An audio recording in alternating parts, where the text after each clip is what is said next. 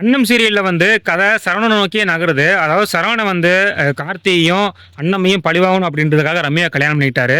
Plus நம்ம வந்து சந்தோஷமா இருக்கலாம், ஜாலியா இருக்கலாம் அப்படின்னு நினைச்சுக்கிட்டு சரவணன் வந்து ரம்யாவ கல்யாணம் பண்ணிக்கிட்டாரு. ஆனா ரம்யா வந்து கார்த்தியையும், அன்னத்தையும், கார்த்தியோட குடும்பத்தையும் பழிவாங்கணும் அப்படின்றதுக்காக சரவணன கல்யாணம் பண்ணிக்கிட்டு அவங்களும் சதிமான சதி பண்றாங்க. ஆனா சதியெல்லாம் நம்ம அண்ணன் முறியடிச்சிடுறாங்க. இன்னொரு பக்கம் நம்ம சரவணன் வந்து எப்படியோ ரம்யா கூட சந்தோஷமா வாழலாம் அப்படின்னு ட்ரை பண்றாரு. ஆனா ரம்யா வந்து கொஞ்சம் கூட பக்கத்துல அண்ட விட மாட்றாங்க. சரவணன் வந்து இப்பதான் கொஞ்சமா சுதாரிக்கிறாரு. சரவணன் வந்து இப்பதான் கொஞ்சம் புத்தி அடைகிறாரு. அதாவது சரவணன் வந்து நம்ம முட்டாள்தனமான காரியங்கள் செஞ்சுட்டோம் அப்படின்னு இப்பதான் யோசிக்க ஆரம்பிக்கிறாரு. சீக்கிரமா சரவணன் வந்து எப்படியோ ரம்யா வந்து டைவர்ஸ் கொடுத்து அனுப்பிச்சுட்டான்னு நினைக்கிறேன். ஆனா ரம்யா வந்து சரவணனை விட்டு கொடுக்கறதா இல்ல. அப்படிலாம் டைவர்ஸ் கொடுக்க முடியாது. சரவணன் வச்சு தான் கார்த்தியோட மொத்த குடும்பத்தையும் பழி வாங்கணும் அப்படின்னு ரம்யா வந்து ரொம்ப விடாப்பிடியா ரொம்ப உறுதியா இருக்காங்க. சரவணன் வந்து கிட்டத்தட்ட கெட்டு போயிட்டாரு. ரம்யா நம்பி மோசம் போயிட்டாரு அப்படின்னே சொல்லலாம். இதுக்கு மூல காரணமே சரவணோட அம்மா தான்.